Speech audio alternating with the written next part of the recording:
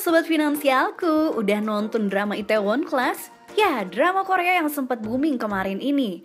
Eits, tapi tahu nggak sih, ada hal-hal penting yang disisipkan di drama ini yang mungkin kalian belum tahu. Apa aja tuh?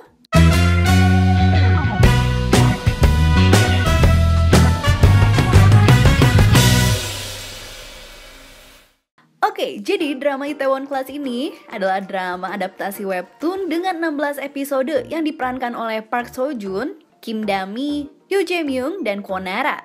Drama ini menceritakan tentang kehidupan Park Se-ro-yi yang dibintangi oleh Park Seo Joon, seorang pemuda gigih yang gak berkompromi dengan ketidakadilan dan korupsi. Semuanya ini sebenarnya tuh berawal dari Park Se-ro-yi yang sedang melerai Jang Geun-won yang lagi ngebully seorang anak culun di kelasnya yang bernama Lee Ho-jin. Nah, gak terima direndahin nih, si Jang Geun-won ini akhirnya ngelaporin sama ayahnya yang namanya Jang Dae-hee, yang merupakan seorang pengusaha restoran nomor 1 di Seoul, Jangga. Jang Dae-hee ini merasa punya kuasa, lalu akhirnya menyuruh Park Se-ro-yi untuk minta maaf sama anaknya dengan bertekuk lutut tepat di depan Jang Geun-won. Tapi Park Se-ro-yi ini ngerasa dia gak pernah melakukan kesalahan apapun, akhirnya dia menolak buat melakukannya. Nah, maka dari itu, Jang Dae-hee memutuskan untuk memecat ayahnya Park Se-ro-yi ini, yang namanya Park Seung-yeol, yang merupakan karyawan senior di Jangga. Mereka pikir semuanya bakalan berhenti di situ. Park Se-ro-yi pikir dia akan hidup bahagia sama ayahnya dengan mendirikan sebuah warung makan kecil di pinggir Seoul. Tapi ternyata kebahagiaan itu nggak bertahan lama. Ketika ayahnya, Park Seung-yeol, tertabrak mati oleh mobil yang dikendarai oleh Jang Geun-won dalam keadaan mabuk. Lagi, dia memanfaatkan kekuatan ayahnya buat bersembunyi di balik hukuman yang mengancam. Park Se-ro-yi nggak terima. Dia mendatangi Jang Geun-won yang dirawat di rumah sakit. Lalu ia memukulinya, memuntahkan segala kekesalan pada hidup yang nggak adil ini. Tapi sayang ya, Park Se-ro-yi ini sekarang menjadi seorang anak yatim piatu yang nggak punya kekuatan dan kekuasaan apapun. Dan akhirnya ia ditindas lagi. Jadi atas tuduhan penyerangan ini, akhirnya dia mendekam di dalam penjara. Sementara tersangka sebenarnya bebas menghirup udara.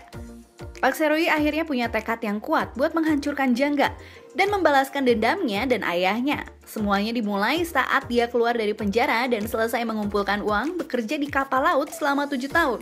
Dia kembali dengan sebuah mimpi, mendirikan sebuah pub kecil bernama Danbam.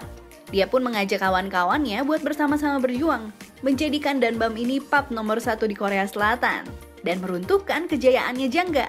Kalian bisa nonton lengkapnya di drama Itaewon Class ini. Nah, begitu gambaran besar tentang drama ini ya.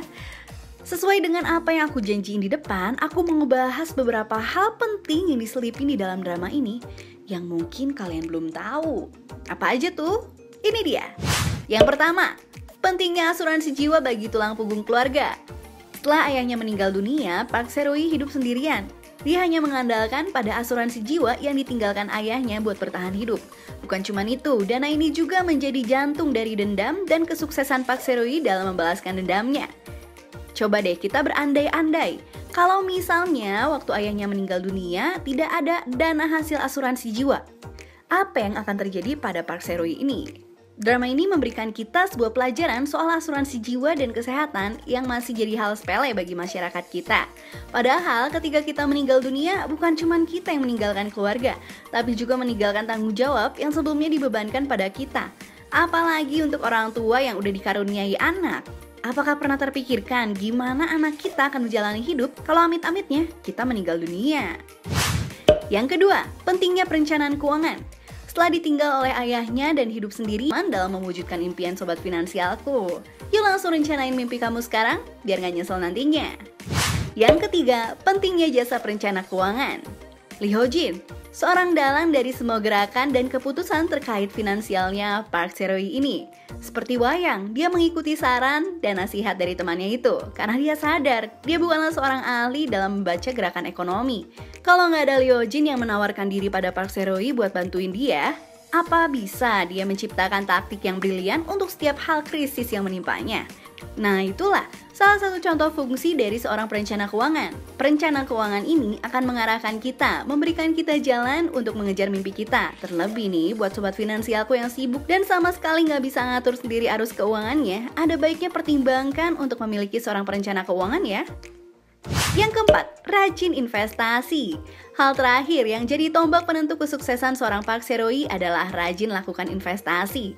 Kalau sobat finansialku masih ingat nih, diceritain dalam drama tersebut, Park Seo-hye menanamkan saham pada Jangga, restoran yang pengen dihancurin nama dia. Taktik ini tentunya perlu banyak pertimbangan dan didampingi oleh ahli, karena menyangkut dana yang gak sedikit. Tapi bukan itu poin utamanya. Ya, mulailah dari nominal yang kecil kalau kita mau mulai investasi. Mulai dari sekarang, jangan nanti-nanti. Hal-hal penting ini wajib sobat finansialku perhatikan dalam kehidupan sobat finansialku ya. Rencanakan sekarang, biar gak nyesel nantinya. Kalau sobat finansialku, apa sih pelajaran yang didapat dari Itaewon Class ini? Finansialku.com